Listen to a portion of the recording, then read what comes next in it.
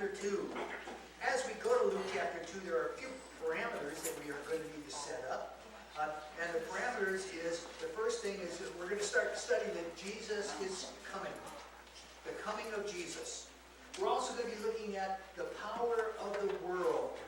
Next week, we're going to take a look at the prince of the world. The week after that, we're going to take a look at the people of the world of their day. And guess what? It really hasn't changed much over 2,000 years. The people of the world are still the people of the world. The prince of the world is still the prince of the world. And the power of the world still think they're the ones calling all the shots. And so we'll continue to take a look at that. What was the purpose of Luke? If you'll remember, it was to give Theophilus, as well as to give to the rest of us, an accurate account of all the things that Jesus began to do. An accurate account. So that we could say without any reasons at all to feel ashamed and unapologetically biblical that we know what we believe, and this is why we believe it to be true. His concept was not to do a timeline, to just track time as it goes by. They didn't even care about time back then. Time was just yesterday. They would say, it's been 10 years since the flood. It's been 15 years since the earthquake. They were not tracking time forward. I go back to the doctor again tomorrow. I go back to the doctor again on Thursday. I go back to the doctor again next Tuesday. It seems like my whole life is planning doctor's visits in the future. I have a luncheon coming up today. Somebody says something important is going on today. Oh, it's the luncheon. And so it's going on today. And so Jesus was born during the time when the international world was in crisis and in movement. You might call it a Super Bowl dimension. It was truly a Super Bowl dimension. Can you imagine what it would be like to be in Atlanta this morning? Now, somebody told me that the Super Bowl is in Atlanta.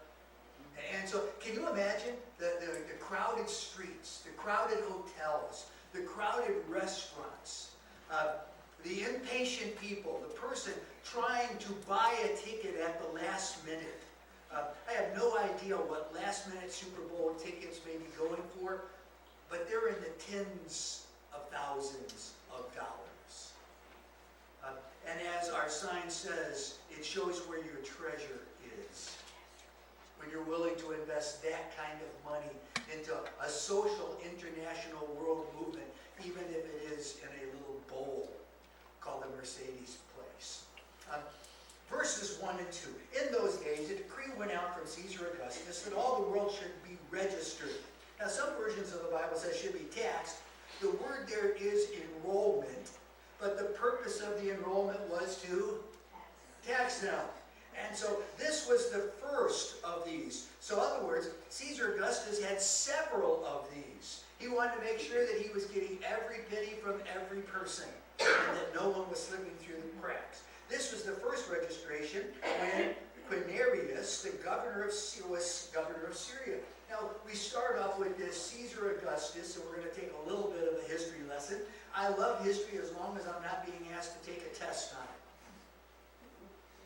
Anybody else like me? I love hearing about it, but then, all right, I got to keep all those dates in order and all those places in order. Not so much. His original name was Caius Octavius, sometimes called Caius Octavian. And so that was his given name.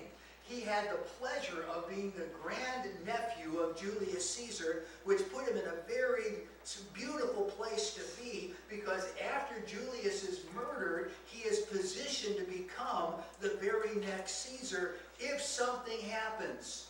And the political pressure is on, and I know if you study this and Google it, you'll say that there are different reports as to what happened, but most people believe that there was a very important suicide that happened that opened up the door for Caius Octavius to slide in there, and that was the suicide of Mark Antony.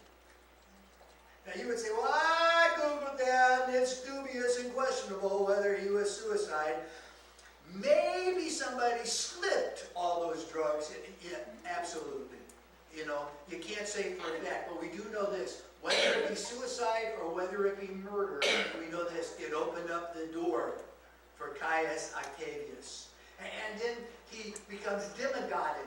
Now, how many of us know what that means? That means that once he takes on the name of Augustus in 27 BCE. Now don't get bent out of shape. That does not mean before current era. That means before Christian era.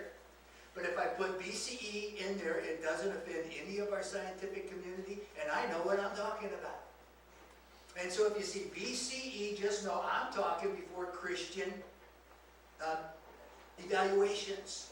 And so he becomes demigodded in 27 BC, and he starts doing a lot of great things. In fact, he actually brought peace to the city of Rome, and it was called the Pax Romana, or the Peace of Rome, during his time period there. So he was such a strong leader, such a good leader, such a powerful leader, that people could say, finally, Julius Caesar gone, Mark Antony gone, Cleopatra gone, everything that had us in turmoil gone. We can just say, we can take a breather. And there's a breather in Rome for 41 years. Now, when was the last time you knew a nation that for 41 years had no internal governmental issues? It was just Pax Romana, Pax Americana, the peace of. And so he dies in AD 14. Now, it says here that Jesus is going to be born during this time period when he is Caesar Augustus, or as you might call him, Caius Octavius. And during his time period. Now, his stepson Tiberius is going to come in 15 AD. And how many of us are thinking about going to Israel? If we go to Israel, we're going to spend the first few nights, we're going to land in Tel Aviv, which is no longer the capital. Is that correct? The capital of Israel now is Jerusalem, the city of peace. I would say what a funny oxymoron, but it's not funny. But you walk through Jerusalem today, it does not look like a city of peace. We will land in Tel Aviv, and the first thing we're going to do is get shuttled. We will drive through Nazareth. We will drive through the city of Canaan. Anybody know anything about what happened in the city of Canaan? It's where Jesus did his first miracle at a wedding, where he turned what into what? What water? You see, Jesus goes up and his mother says, you got to do something. And Jesus said, hey, you may be the hostess of this problem, but what does this have to do with me? Now, many people believe the reason why Mary gets so bent out of shape is because she was in charge of the refreshments. As a Hebrew woman in that community, could you imagine being in charge of the fireside room and not having coffee and donuts chopped up in a half an hour? Carol would be in big trouble. And she may come up to me and she might say, do something. And I would say, what's that to me, woman? Now, the reason I would say that is because what does Jesus say to Mary? He says to Mary, his mother, what's that to me, gune, woman? Calm down, relax. As we would say in Raybonics, just chill a little bit. And we will stay in a place called Tiberias. That's what it looks like today. In fact, I have actually stayed in that hotel right there, overlooking this hotel. There's a picture of it. And we will ride in a boat like that when we go out onto the Sea of Tiberias. Now, why would they call it the Sea of Tiberias? Because the grandson of Caesar Augustus takes this place as his home base of operation. So they name it Tiberias. Now, if you stick around, I got a lot of maps to show you later, but let's get back to the story of Jesus. So, when Caesar Augustus spoke, the world moved. And it says here in verse number 1, it says at this particular time that Caesar Augustus spoke and the world moved. And the world should be registered. He wasn't just saying the Roman world, he was saying everything is under the Roman world. I want to know every person on this entire planet. Now, did they fully understand the flat earth like we know it today? Or was he going by a global mentality? We know this. He expected the entire, when he spoke, he expected the entire world to jump. And so it was a world movement. Now, at the exact same time, it says that there was another guy by the name of Quirinius. Now, if you have a different version of the Bible, his Bible might be spelled with this word, Cyrenius. Anybody have a King James version of the Bible? It's Cyrenius, if you have a New American Standard, or shall I say everything from about 1984 upward. Any of the translations upward, they usually will spell it Quinarius. It comes from this Greek word, and the difference between the two is, are we taking it from the Roman Latin, or are we taking it from the Koine Greek? Isn't that the reason why we have the different spellings? We've been talking about that for weeks now. And so this word Quineu means warrior. And what do we know about Quinarius? If we take a look at the Latin versus the Roman, we have the Romans would call him Cyrenius, and the Greeks would call him Quinarius. We know that if we take the Book of Antiquities, number 17, and we take a look at section 13, part 5, paragraph 355, in the books of Josephus, it says this, that he was governor of all Syria, and at that particular time, Syria was much larger than the nation of Syria is today. It would include pretty much all of the northern, all the way over to Baghdad, and all the way over to the Mediterranean. So it was a very large place up there. But he was a man that came from a very humble family. He worked his way up through the military. He started off as a military person. He became a military leader. He became a military general. He became a military conquestor. And he was such a soldier. Now remember, what did his name, Quinarius, means? It means what? Warrior. And he lived up to every bit of what his name was. In fact, because of his Sicilian victories and Sicilian victories, he became so well known that they made him the proconsul, or the governor of the entire area. Not just Sicily, the boot, but the Sicilian, all of that. And it says that when he died, it caused a national funeral. It was before the days of putting the flags down at half-staff, but when he died, he was so loved by the people. They were not told, you must have a national funeral. They funeralized because they loved this leader so much. Someone who worked his way up. Now, I've heard a lot of politicians who say, I grew up in a very poor family, and then you Google their family and find out they only had 2 or 3 million. I feel so badly for them. Life must have been rough in that little 5,000 square foot mansion. Now, some have risen, but he rose so high. And it says that Caesar Augustus' census, and it says this was the first registration, meaning there was what? That there was more. And so now we're starting to see a timeline, but remember, Luke's position and purpose was not to give us a timeline.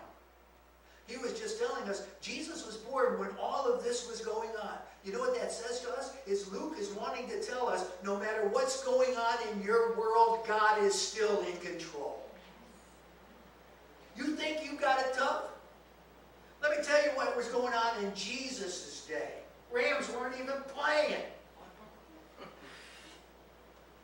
I mean, it was a bad time.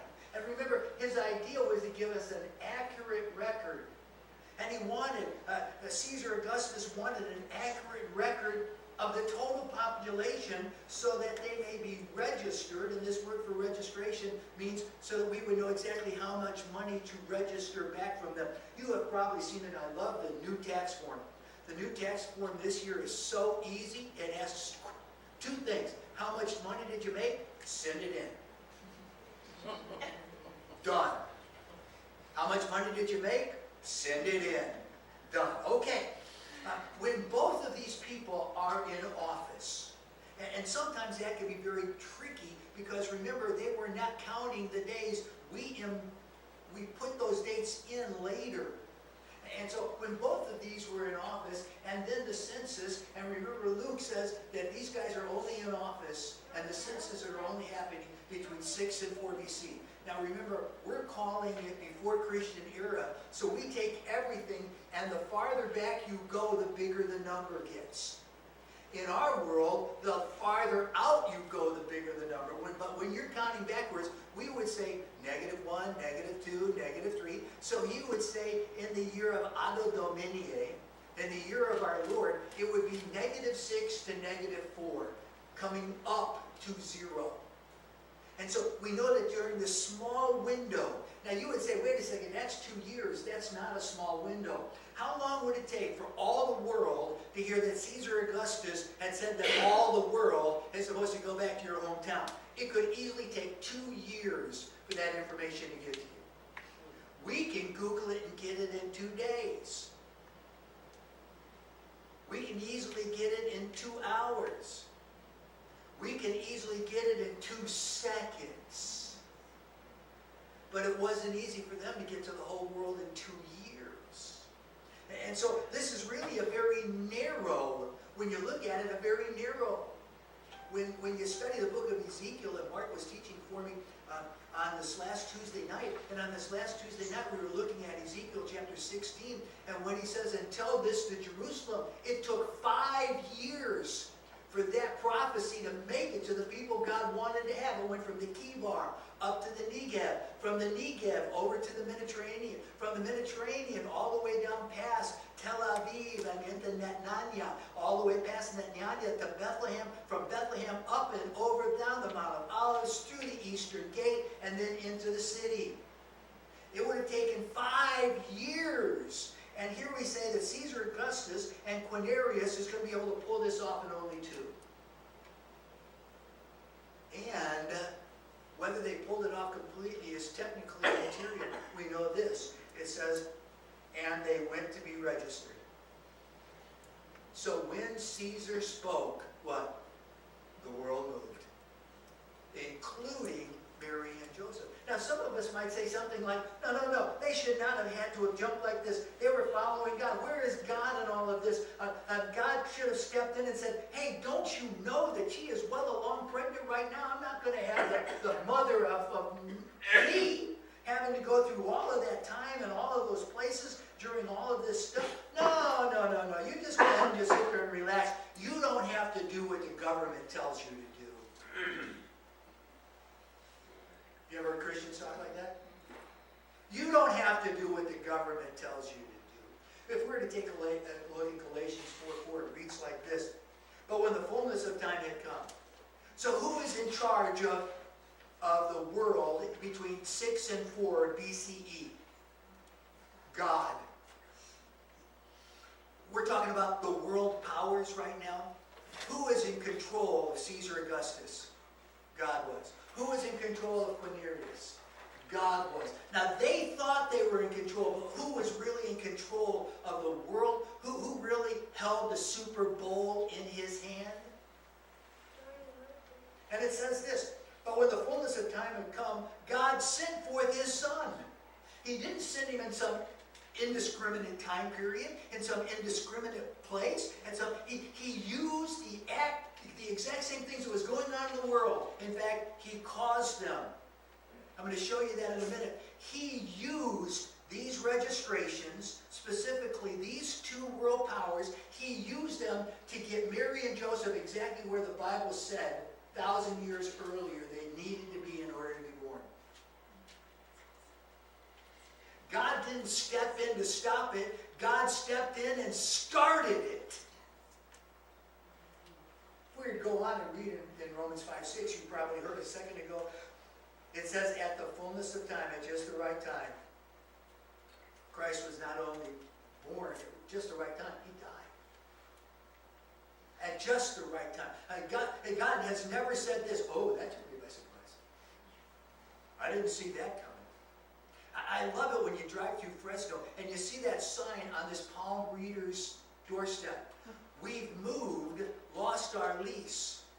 And the first question I ask is, shouldn't they have seen that coming? Yeah. And so at just the right time, not only did God send forth his Son, but God sent forth the death of his Son. Let's continue reading, picking it up now in verse number 4. And since the whole world was supposed to move, Joseph also went up from Galilee. Now, right away, people are going to say, now wait a second here, we've got a problem. Because we all know that up means north and south means what? South. No, they're talking about tapas. Now, what is topology? It is the study of terrains. And so they are going uphill. Now, I can remember people used to say to me, I used to have to walk to school 2 miles uphill, both ways.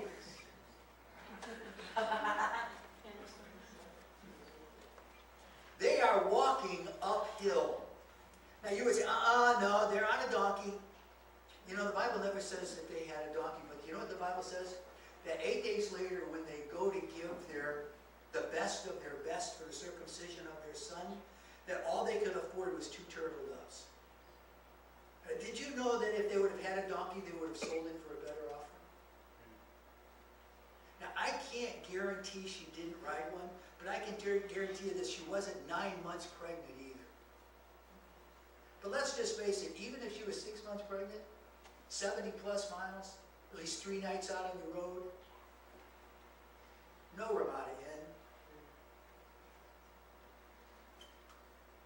It was not an easy trip. Joseph and Mary were both of the lineage of David, and so they go to the house of bread, and they make their way back to Bethlehem. And where was the hand of God in all of this? Let's not forget, the hand of God was all over this. He was writing pre-history, and let's not forget it, history stands for his story. So he was writing the story of himself, of his son. Now, how do we know God wanted them? Because in Micah chapter 5, verse number 2, it says this, "But you, O Bethlehem, though you are so very small, even in the tribe of the Ephraimites, from you will become a leader of the tribe of Judah. You shall have one that will rule all Israel, whose coming is from old days, from the Ancient of Days. He is the Ancient of Days." And so God knew what he had said in history past, that the Son of God, the Ancient of Days, will be born in Bethlehem. And so how do you get to Mary and Joseph to the place where you've already promised that the Messiah would be born? You use Caesar Augustus and Governor Quirinius. That's why later Paul can say all government leadership is under control of God, to bring us to a place where God has promised we need to be in order for us to be exactly where God wants us to be at exactly the time God wants us to be there. It never says it will be easy, but it will be godly.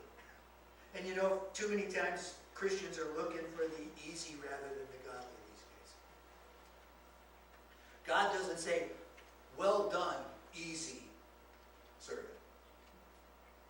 In order to be faithful, you usually have to prove faithfulness through adversity. How do we react in adversity? Mary and Joseph reacted by giving, and they went.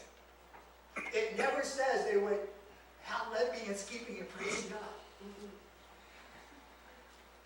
We're off to do the registration, the wonderful registration. No, it never says that.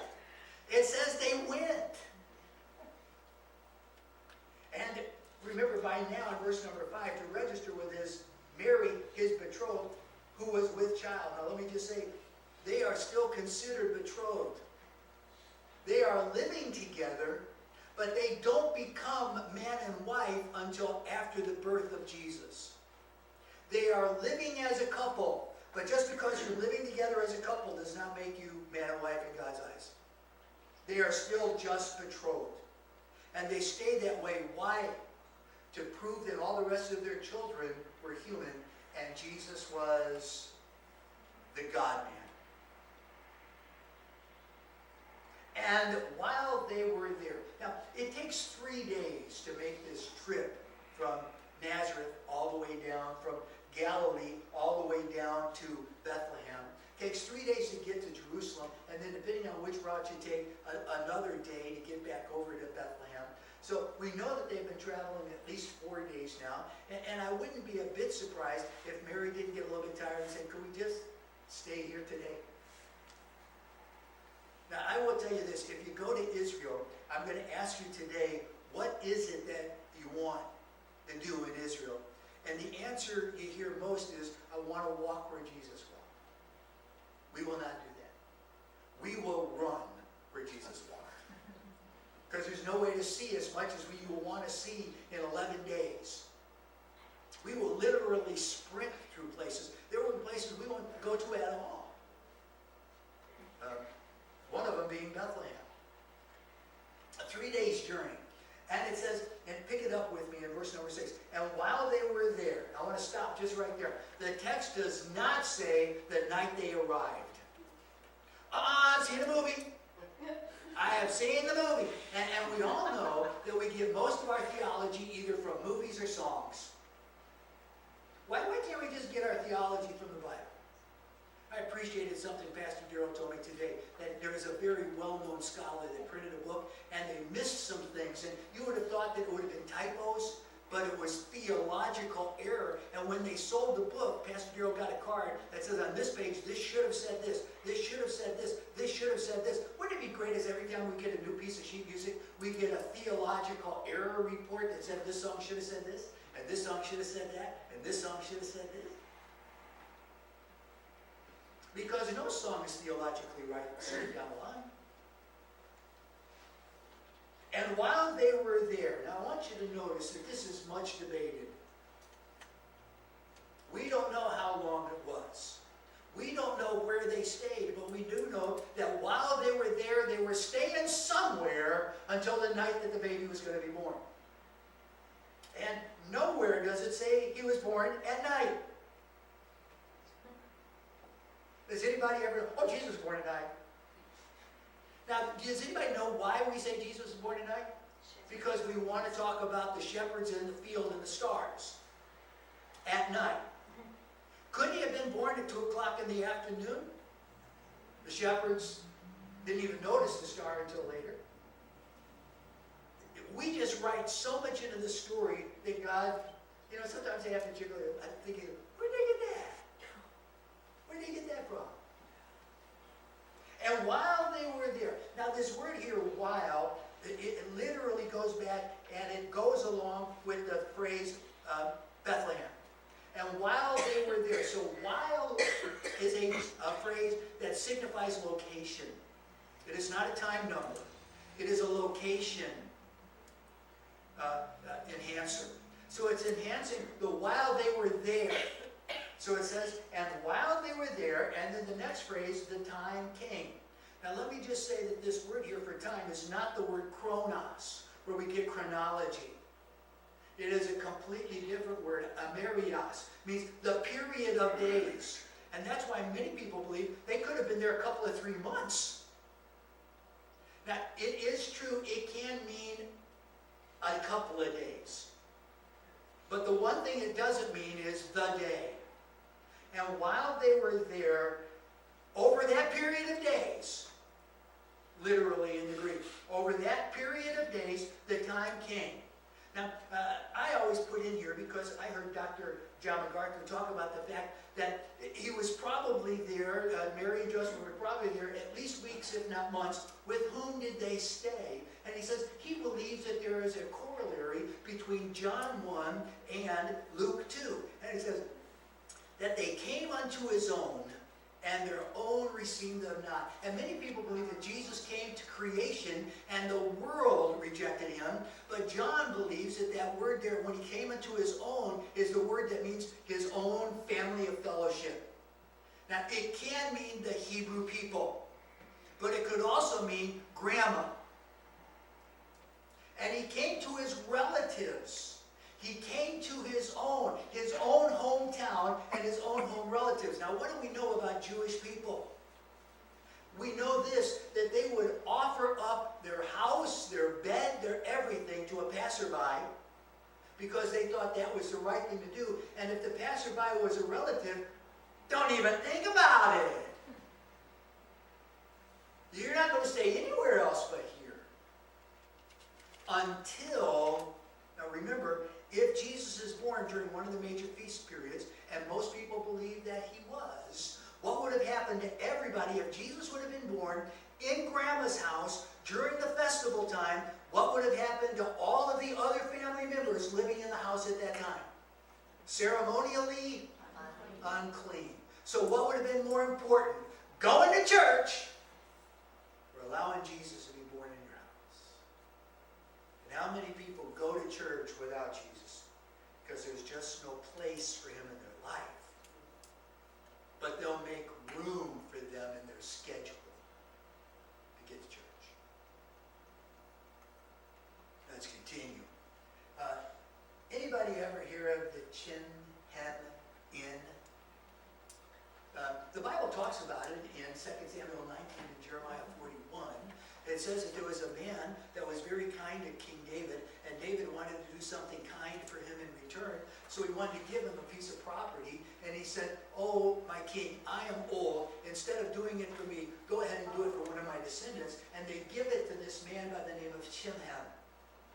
And he gets a stable, and next to the stable, he gets a big house that became known as the Chimham Inn. And many people believe that that is the end of Luke chapter 2. Now, in order for us to do, we've got to assume a bunch of stuff. That it's the same Chimham in both Isaiah 19 as well as Jeremiah 41. Because the account of the giving it is in one. But it says that Jeremiah himself stayed at the inn. I've stayed at an inn, and inside the inn, in this one place in the Great Smoky Mountains, it talks about all the different presidents who had stayed in that very same room. I've stayed at an inn in, I'll think of the name of the town in New Mexico in a minute, but it still has all the ghosts of the people who were shot dead. What was it, Cimarron? Cimarron, New Mexico. And so it still has the ghosts. And at breakfast, they serve a thing called a sopapilla. Anybody know what a sopapilla is?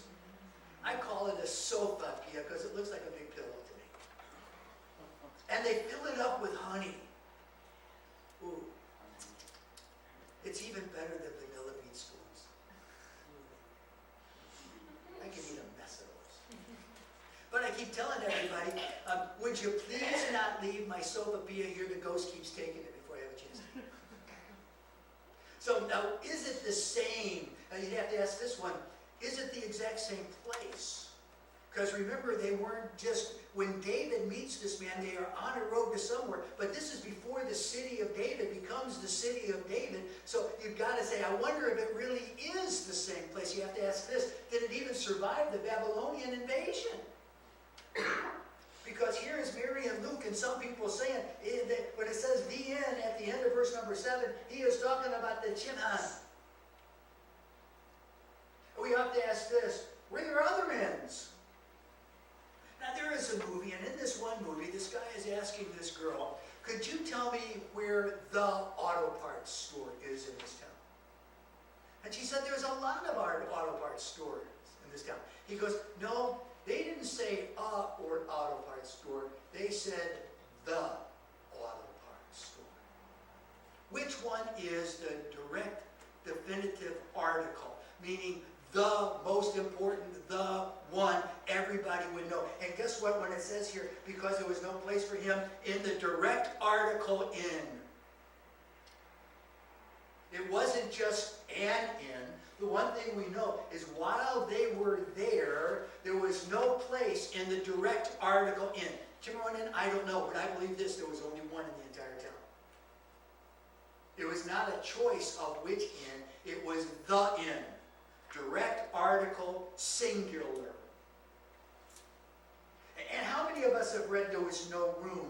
But that word there for room is a King James version of a bad translation of this word. This word is the word tapas.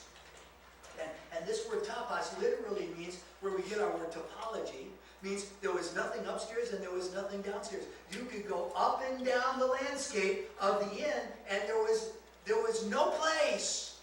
This word not only means place, there's no region, there's no location. Listen to this, it also means there's no opportunity. There is no opportunity for you to stay in this place. Not only this inn, but Bethlehem. There is no place in Bethlehem. It would be like being in Atlanta on Super Bowl Sunday and hoping to find a room. Listen, even the street people are sharing the places under the bridges. I saw a spot on that yesterday. They are having to share their bridges with street people from other towns who came to town for Super Bowl. Because hear me, when the world speaks, the world moves.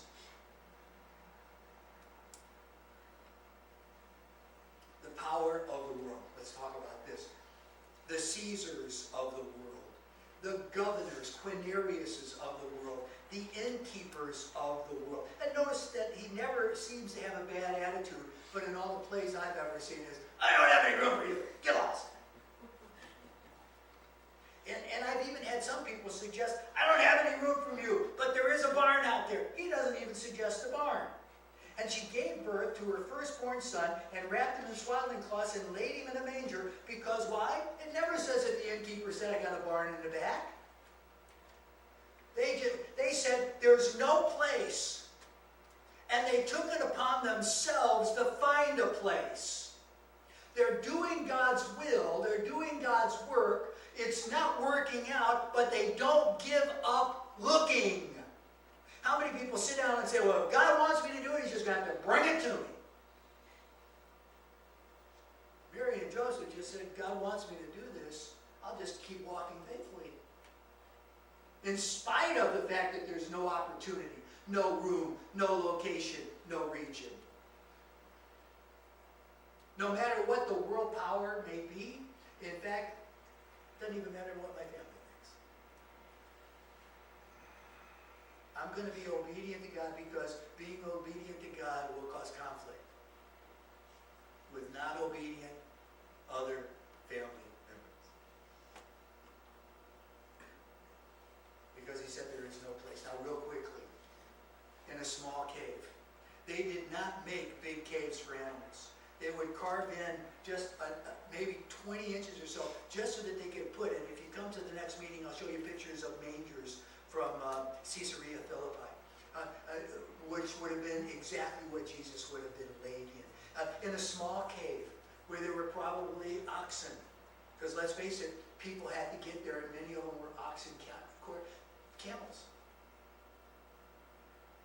And where there are livestock, there is the residue of recycle. There's no floor. There's probably bats flying around. There's no hot water, there's no sanitation, there's no midwife. Do you think Mary looked at him and said, do you know what you're doing? I think Mary's mom probably looked at Mary when Joseph went and got her and looked at her and said, do you know what you're doing? And the answer to both is what? Just trying to be obedient to God. I'm just doing what God has asked me to do. And so, do I know what I'm doing? No. But God knows. You know, sometimes we demand to have all the answers. We should just want to know who knows tomorrow. In the nearby inn, they're probably hearing people singing songs, enjoying food, enjoying plenty of things to drink, saying, somebody turn down the sheets on my bed. Where's my Godiva chocolate? And then it says, in that place, the child was born. And it says, and they took the child and they wrapped him in swaddling. Now, if you do a study on this word swaddling, you discover that that was very popular for children all the way back 4,000 BCE. They would wrap him in swaddling. But let me just say, Luke's job was what? His occupation.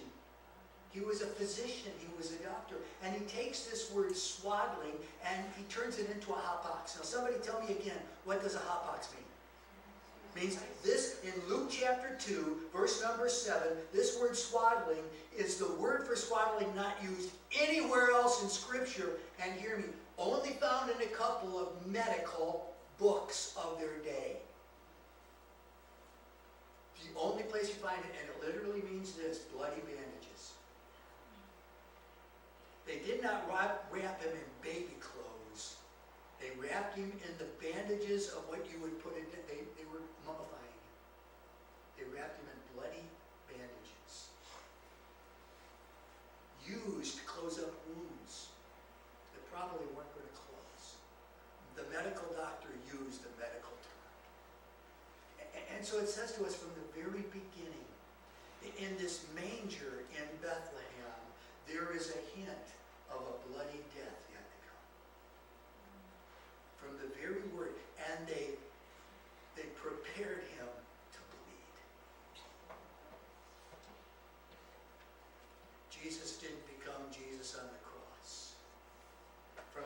second Jesus breathed his first breath, he was being prepared to die on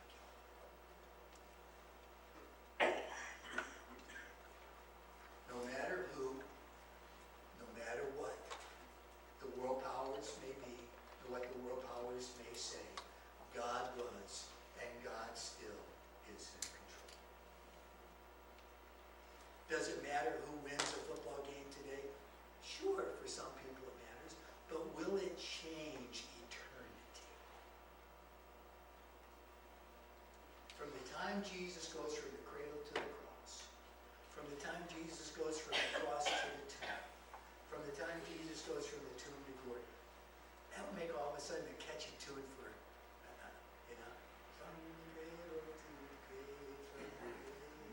I'm going to write a song on that. I think I will. But I'm going to sing it to the tune of Jesus Loves Me. From the time Jesus goes from the cradle to the cross to the tomb, from the tomb to glory, the shadow of his life was all over. Let's pray together. Father, as we prepare now to do something with the story we know too well, Lord, I pray today that, Lord, you know we could spend another 6 weeks on these 7 verses and get more and more and more. But Father, help us to remember maybe the greatest things we need to remember today is that whatever time period we are living in, it could be 6 to 4 BC, it could be February of 2019. You are in control no matter what the world may say. And help me to know that your hand of providence is written on it. No matter what the world may say, they're manipulating. The world is being manipulated by a God who takes a look at all of our things that we say are so important, and he uses us as his footstool. Help us to relax and see that as an invitation, not to be stepped on, but an invitation to step up and climb into the lap of Abba Father. So Lord, today as we say Merry Christmas to one another, help us remember that Christmas wasn't so merry for Mary, but Christmas was blessed. And your hand of providence and care and love and concern was all over it. It wasn't the absence of problems, but the presence of the knowledge of obedience that drove you. So may we, Lord, if all we're doing is to try to work our way to hear a well done, it still works. Help us to just live a well done life and discover in the end that your tapestry of beauty was made